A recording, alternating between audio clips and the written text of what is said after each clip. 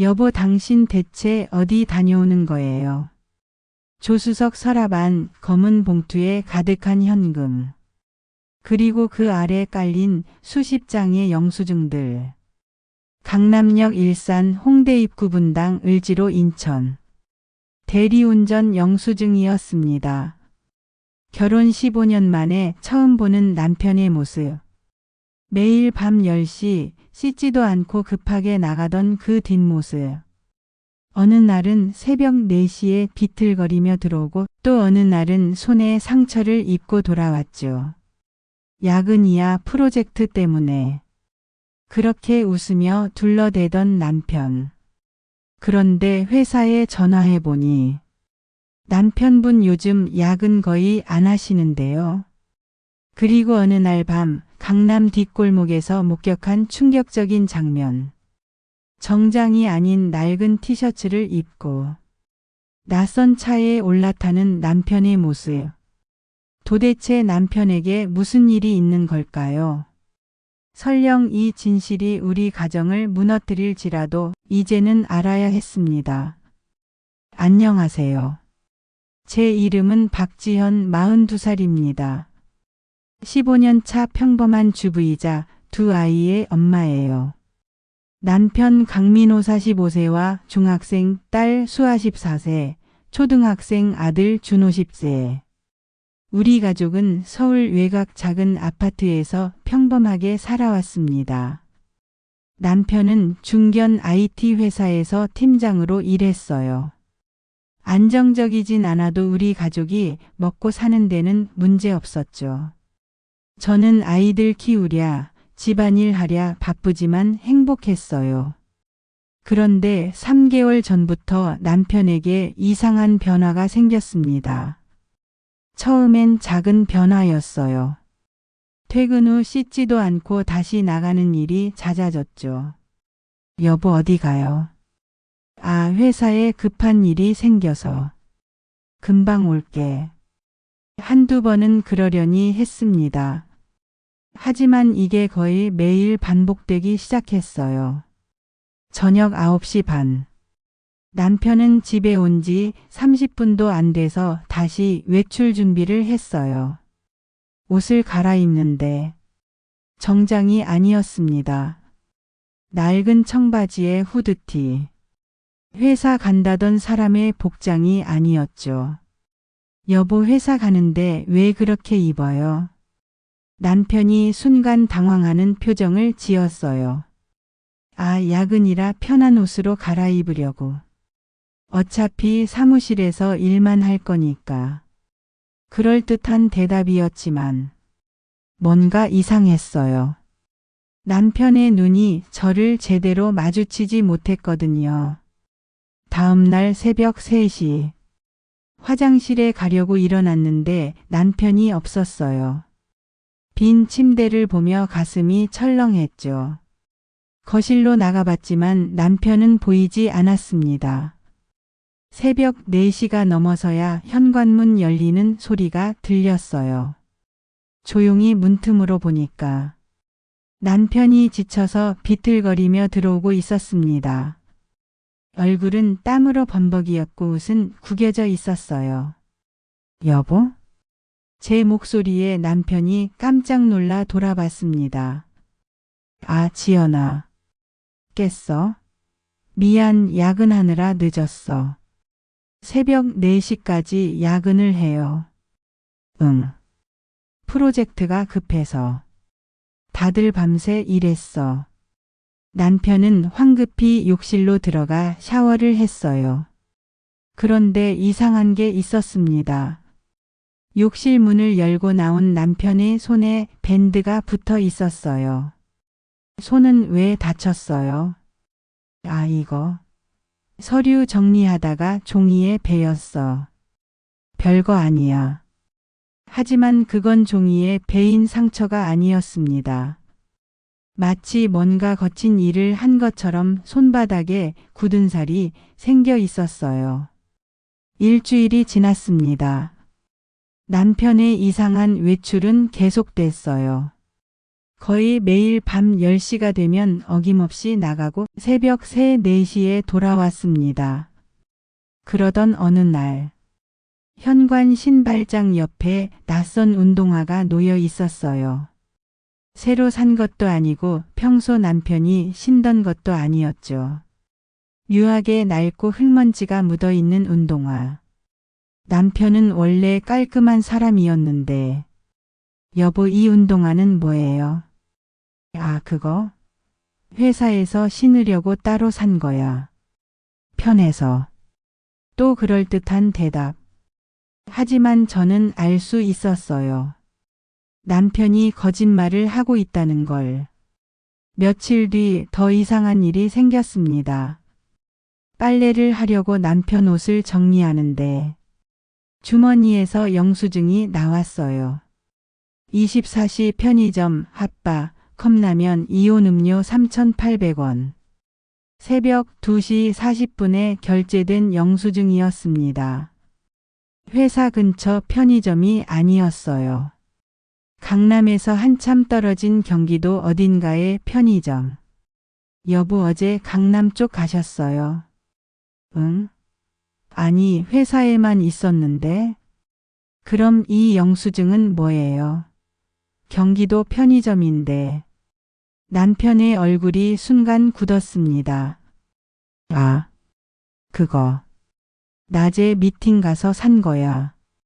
깜빡했네. 점점 더 거짓말이 늘어가고 있었어요. 그리고 2주 뒤 결정적인 순간이 왔습니다. 토요일 아침 남편은 또 어딘가 나간다며 서둘러 외출했어요. 여보, 토요일인데 어디 가요? 응, 회사에 급한 일이 좀 있어서. 점심때쯤 올게. 남편이 나가고 30분쯤 지났을 때 현관에 남편 지갑이 놓여 있는 걸 발견했습니다. 아, 깜빡하고 두고 갔구나. 전화하려고 지갑을 집어들었는데 조수석 서랍을 열어봤을 때가 기억이 떠올랐어요. 남편이 최근 차 안에 뭔가를 자주 두고 다니더라고요. 혹시나 하는 마음에 밖으로 나가 남편 차를 열어봤습니다. 조수석 서랍을 열자 숨이 멎는 것 같았습니다. 검은 봉투 안에 현금 다발이 들어 있었어요. 대충 세어봐도 300만 원은 넘어 보였습니다. 그리고 그 아래 수십 장의 영수증들. 대리운전 강남역 일산 4만 5천 원. 대리운전 홍대 분당 3만 8천 원. 대리운전 을지로 인천 5만 2천 원. 손이 떨렸습니다. 남편이 대리운전을 하고 있었던 거예요. 그것도 거의 매일 밤. 더 충격적인 건 영수증 날짜를 보니 3개월 전부터였습니다. 정확히 남편의 이상한 행동이 시작된 시점. 이게 대체. 그때 뒤에서 목소리가 들렸어요. 지연아. 남편이 돌아와 있었습니다. 지갑 가지러 온 거였죠. 남편의 얼굴이 창백해졌어요. 제 손에 들린 영수증들을 보며 입술을 깨물었습니다. 여보, 이게 대체 뭐예요? 침묵. 대리운전을 한다고요? 왜? 도대체 왜? 제 목소리가 떨렸습니다. 남편은 한참을 말없이 서 있다가 미안해. 그 한마디만 하고는 차에 올라타 어딘가로 가버렸습니다. 그날 이후 남편은 집에 들어오지 않았습니다. 전화도 받지 않았어요. 이 일이 지나서야 문자가 왔습니다. 조금만 시간을 줘. 곧 설명할게. 미안해. 저는 온갖 상상을 다 했습니다. 혹시 회사에서 잘린 건 아닐까? 아니면 빚이 있는 건 아닐까? 도박? 사채? 생각할수록 불안했어요. 아이들은 아빠가 왜 안 들어오냐고 물었고 저는 출장 갔다고 둘러댈 수밖에 없었습니다. 3일째 되던 날 저는 결심했습니다. 직접 확인해야겠다고. 남편이 낮에도 일한다면 어디선가 목격될 거라고 생각했어요. 그날 오후 아이들을 학원에 보내고 남편의 행적을 추적하기 시작했습니다. 우선 회사에 전화를 걸어봤어요. 여보세요, 강민호 팀장님 계신가요? 아, 강 팀장님은 오늘 휴가시네요. 무슨 일이시죠? 아, 아니요, 괜찮습니다. 휴가. 남편이 휴가를 냈다는 말을 들은 적이 없었어요. 혹시나 해서 남편의 카드 사용 내역을 확인해 봤습니다.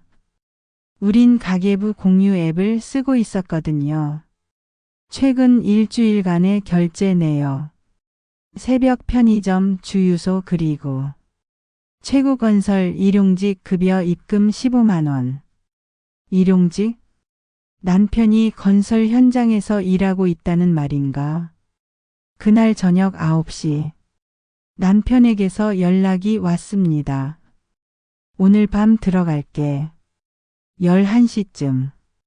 저는 아이들을 재우고 거실에서 기다렸어요. 11시 10분쯤 현관문이 열렸습니다. 남편의 모습을 보고 저는 숨이 멎었어요. 얼굴은 며칠 동안 못 씻은 듯 수척했고 옷은 여기저기 더러워져 있었습니다. 손에는 새로운 상처들이 생겨 있었어요. 여보. 지연아, 미안해. 설명할게. 남편이 소파에 앉으며 깊은 한숨을 쉬었습니다. 사실은 3개월 전에 회사에서 권고사직 통보를 받았어. 머리가 멍해졌습니다. 뭐라고요? 구조조정이었어. 우리 팀 절반이 잘렸어. 그럼 지금까지. 응. 출근하는 척하고 나가서 다른 일 알아봤어. 그런데 쉽지 않더라. 내 나이에 이 경력으로 다른 회사 들어가기가. 남편의 목소리가 떨렸습니다. 그래서 대리운전이랑 일용직을 시작한 거야. 왜 말 안 했어요? 눈물이 났습니다. 당신이 걱정할까 봐. 그리고 창피했어. 15년 동안 가장 노릇 제대로 해왔다고 생각했는데 갑자기 이렇게 되니까 너무 자존심 상하고 남편도 눈시울이 붉어졌어요. 하루는 대리운전하고 낮에는 건설 현장에서 일했어. 주말에는 하루 종일 일용직 뛰고 그렇게 번 돈으로 생활비 대고 수학 학원비 내고 남편은 지갑에서 통장을 꺼냈습니다. 이것 봐. 통장을 펼쳐보니 3개월 동안 남편이 번 돈이 찍혀 있었어요. 대리운전으로 하루 평균 10만 원, 주말 일용직으로 한 번에 15만 원. 한 달이면 거의 400만 원 가까이 벌고 있었던 겁니다. 회사 다닐 때 월급이랑 비슷하게 벌려고 죽어라 일했어. 너랑 아이들한테 불편하게 하고 싶지 않았어. 그래서 차라리 숨기는 게 낫다고 생각했어. 제 가슴이 찢어지는 것 같았습니다. 바보같이. 왜 혼자 다 짊어지려고 했어요? 우리 부부잖아요. 함께 고민하고 해결해야죠. 미안해. 정말 미안해. 남편이 저를 끌어안았습니다. 그 품에서 남편의 심장이 빠르게 뛰는 게 느껴졌어요. 얼마나 힘들었을까.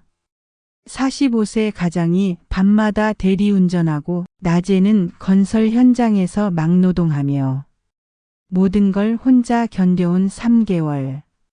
다음 날 아침 남편은 침대에서 일어나지 못했어요. 온몸이 아픈지 신음소리를 냈습니다. 여보 괜찮아요?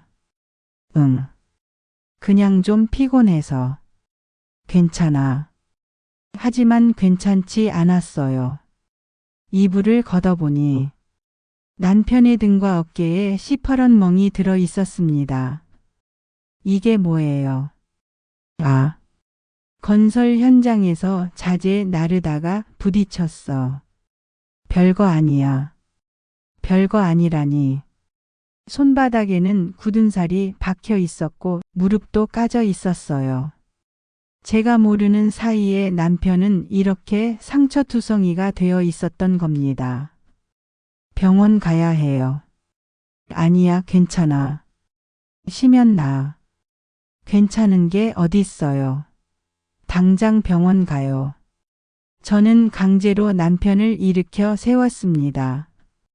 병원에서 검사를 받았어요. 의사 선생님 말씀이 과로로 인한 근육통과 타박상이 심하네요. 며칠은 푹 쉬셔야 합니다. 일은 당분간 무리하시면 안 돼요. 하지만 남편은 고개를 저었습니다. 선생님, 저 쉬면 안 돼요. 일해야 해요. 여보. 아니야, 지연아. 수입이 끊기면 우리 생활이. 그때 저는 깨달았습니다. 남편이 얼마나 큰 책임감에 짓눌려 있었는지. 그날 이후 저희 부부는 오랜 시간 대화를 나눴습니다. 여보, 나도 일할게요. 뭐? 아니야. 아이들 돌봐야 하잖아. 수아는 이제 중학생이고 준호도 초등학생이에요. 낮 시간엔 제가 일할 수 있어요. 남편은 반대했지만 저는 고집을 부렸어요. 이건 제 선택이었으니까요. 다음 날부터 저는 일자리를 알아보기 시작했습니다. 마침 동네 대형마트에서 오전 파트타이머를 구한다는 공고가 있었어요. 오전 9시부터 오후 2시까지. 아이들 등교시키고 일하고 학교 전에 돌아올 수 있는 시간. 일주일 뒤 저는 첫 출근을 했습니다. 15년 만에 사회생활이었어요. 처음엔 어색하고 힘들었지만 돈을 버는 게 이렇게 뿌듯한 일인지 새삼 깨달았습니다. 첫 월급을 받았을 때 120만 원. 많은 돈은 아니었지만 제 손으로 직접 번 돈이었어요. 여보, 이거. 남편에게 통장을 보여줬습니다. 남편의 눈에 눈물이 고였어요. 고마워, 지연아. 우리 이제 함께 헤쳐나가요. 응? 석 달이 흘렀습니다. 남편은 대리운전은 계속했지만 일용직은 줄였어요. 너무 무리하면 몸이 상한다고 제가 말렸거든요. 대신 주 3, 4일만 일했습니다.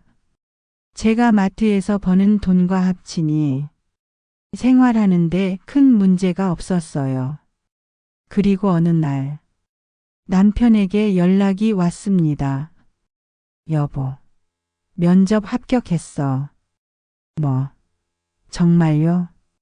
남편이 지원했던 IT 스타트업에서 합격 통보가 온 거예요. 연봉은 전 직장보다 조금 적었지만 그래도 정규직이었습니다. 축하해요, 여보. 저희 부부는 눈물을 흘리며 껴안았습니다. 6개월의 기나긴 터널을 지나온 거죠. 남편의 첫 출근일. 아침 일찍 일어나 정장을 차려입는 남편을 보며 가슴이 뭉클했습니다. 여보, 다녀올게. 응, 조심히 다녀와요. 힘내요. 현관문이 닫히고 저는 창문 너머로 남편의 뒷모습을 지켜봤어요. 당당하게 걸어가는 그 모습이 자랑스러웠습니다. 그로부터 6개월. 우리 가족은 안정을 찾았습니다. 남편은 새 회사에 잘 적응했고 저도 마트 일을 계속하며 경력을 쌓아가고 있었어요. 토요일 저녁 가족 회의 시간. 아빠, 엄마, 우리 이제 좀 살만해진 것 같아요. 중2가 된 수아가 물었습니다. 남편이 웃으며 대답했어요. 응, 수아야. 이제 좀 나아졌어. 아빠, 그때 정말 힘들었어요. 초등학교 6학년이 된 준호가 조심스럽게 물었습니다. 그제야 저희는 아이들에게 그동안의 이야기를 해줬어요. 아빠가 잠깐 회사를 그만두게 됐었다는 것, 그래서 다른 일을 하며 힘들게 버텼다는 것, 엄마도 같이 일하게 됐다는 것. 와, 아빠 진짜 대단하다. 엄마도. 수아와 준호가 우리를 안아줬어요. 그 순간만큼은 세상에서 가장 행복한 가족이었습니다. 그로부터 다시 6개월이 지난 지금. 남편은 새 직장에서 승진했고 저는 마트 매니저로 승급했어요. 수아는 고등학생이 됐고 준호는 중학생이 됐습니다. 어느 일요일 오후 온 가족이 거실에 모여 앨범을 보고 있었어요. 엄마, 이 사진 봐요. 엄마 진짜 전다. 수아가 웨딩 사진을 가리켰습니다. 그때가 벌써 17년 전이네. 남편이 감회에 젖은 표정을 지었어요. 아빠, 그때는 머리가 이렇게 많았어요. 준호의 장난에 모두가 웃었습니다. 야, 너 이 녀석. 남편이 준호를 간지럽히며 웃었어요. 그 웃음소리가 집 안가득 울려 퍼졌습니다. 앨범을 넘기다가 1년 전 사진이 나왔어요. 남편이 대리운전하던 시절 몰래 찍어뒀던 사진이었습니다. 지친 얼굴로 차에 기대 앉아 있는 남편의 모습. 아빠, 이때 힘들었어요. 수아가 조심스럽게 물었습니다. 남편은 잠시 사진을 바라보다가 말했어요. 응, 힘들었지. 몸도 마음도. 하지만 후회는 안 해. 그 시간이 있었기에 지금의 우리가 있으니까. 저도 거들었습니다. 맞아요.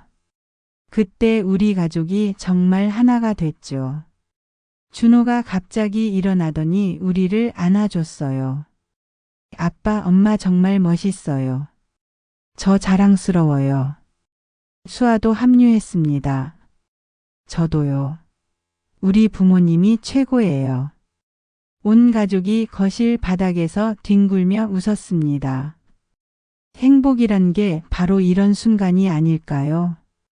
그날 밤 아이들을 재우고 남편과 단둘이 베란다에 나왔습니다. 밤하늘에는 별이 총총했어요. 여보, 저 별 봐요. 응, 예쁘네. 우리도 저 별처럼 반짝였으면 좋겠어요. 무슨 소리야? 지금처럼요. 어두운 밤에도 서로를 비춰주는 별처럼. 남편이 제 손을 꼭 잡았습니다. 지연아, 나 정말 운 좋은 사람인 것 같아. 왜요? 당신 같은 사람을 만나서. 힘들 때 옆에 있어줘서. 저도요. 당신처럼 가족을 위해 최선을 다하는 사람을 남편으로 둬서. 우리는 한참 동안 말없이 밤하늘을 바라봤습니다. 그 침묵이 전혀 어색하지 않았어요. 오히려 더 편안하고 따뜻했죠. 여보, 그때 생각나요? 어떤? 제가 차에서 영수증 발견했을 때 남편이 쓴 웃음을 지었어요. 아, 그때 정말 들킬까 봐 조마조마했어. 왜 진작 말 안 했어요? 창피했어. 가장으로서 실패한 것 같아서. 남편의 목소리가 작아졌습니다. 바보. 당신은 실패한 게 아니에요. 오히려 제가 본 사람 중 가장 대단한 사람이에요. 힘든 상황에서도 가족 지키려고 최선을 다했잖아요. 제 말에 남편이 저를 바라봤어요. 고마워, 지연아. 항상 내 편이 되어줘서. 당연하죠. 우리 부부잖아요. 그날 밤 저희는 정말 많은 이야기를 나눴습니다. 앞으로의 계획, 아이들 교육, 우리의 노후. 여보, 앞으로 또 힘든 일이 생기면 함께 이겨내요. 우리 둘이. 아니, 우리 넷이. 그 말에 두 사람 모두 웃음이 터졌습니다. 함께라면 뭐든 할 수 있다는 걸 깨달았어요. 저는 이제 압니다. 가족이란 완벽한 사람들이 모인 게 아니라는 것을. 힘들 때 서로를 포기하지 않는 사람들. 함께 울고 함께 웃으며 이겨내는 사람들. 그게 진짜 가족이라는 것을. 남편이 3개월간 숨겨온 비밀. 처음엔 배신감에 화가 났었죠. 하지만 그 비밀 뒤에 숨겨진 진심을 알고 나니 남편이 얼마나 큰 사랑으로 우리를 지켜왔는지 깨달았습니다. 45세 가장이 밤마다 대리운전을 하고 낮에는 건설 현장에서 땀 흘리며 오직 가족을 위해 견뎌낸 그 시간들. 때론 자존심을 접어야 했고 때론 온몸이 아파도 참아야 했지만 남편은 한 번도 포기하지 않았습니다. 그게 진짜 사랑이고 진짜 책임감이었습니다. 여러분의 가족은 어떤가요? 혹시 지금 힘든 시간을 보내고 계신가요? 그렇다면 이것만은 기억해 주세요. 함께라면 못 이겨낼 일은 없다는 것을. 그리고 가장 가까운 사람이 때론 가장 큰 힘이 된다는 것을. 숨기지 마세요. 혼자 짊어지지 마세요. 가족은 함께 헤쳐나가기 위해 존재하는 거니까요. 지난 주말 온 가족이 나들이를 갔습니다. 한강 공원에 돗자리를 깔고 누워 구름을 바라보는 평범한 오후였죠. 여보, 행복해? 제가 물었습니다. 응. 너무 행복해. 남편이 제 손을 잡으며 대답했어요. 힘들었던 시간도 이젠 추억이 된 것 같아. 그렇죠. 그 시간이 있었기에 지금이 더 소중한 거예요. 하늘에는 구름이 천천히 흘러가고 아이들은 풀밭에서 공을 차며 놀고 저희 부부는 손을 잡은 채 그 모습을 바라봤습니다. 이보다 더 완벽한 순간이 있을까요? 많은 돈도 큰 집도 없지만 우리에겐 서로가 있습니다. 그것만으로 충분합니다. 준호가 달려와 우리 위에 폴짝 뛰어들었어요. 엄마, 아빠, 같이 놀아요. 수아도 웃으며 다가왔습니다. 저도요. 가족 축구해요. 남편이 일어나며 손을 내밀었습니다. 자, 일어나요. 우리 가족 시합 시작. 풀밭을 뛰어다니며 웃는 우리 가족. 햇살은 따뜻하고 바람은 시원하고 무엇보다 우리는 함께였습니다. 이것이 바로 우리가 원했던 행복이었습니다.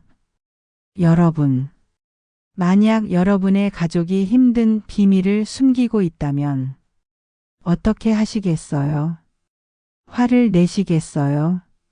아니면 그 비밀 뒤에 숨은 진심을 들어보시겠어요? 저는 이 이야기를 통해 배웠습니다. 완벽한 가족은 없다는 것.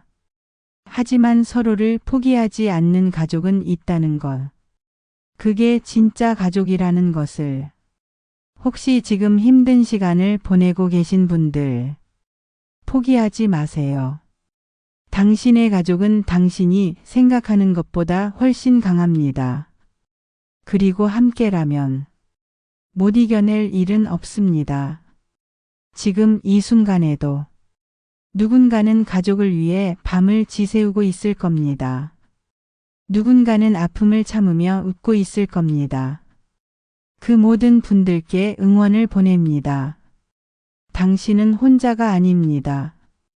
당신의 희생과 사랑은 결코 헛되지 않습니다.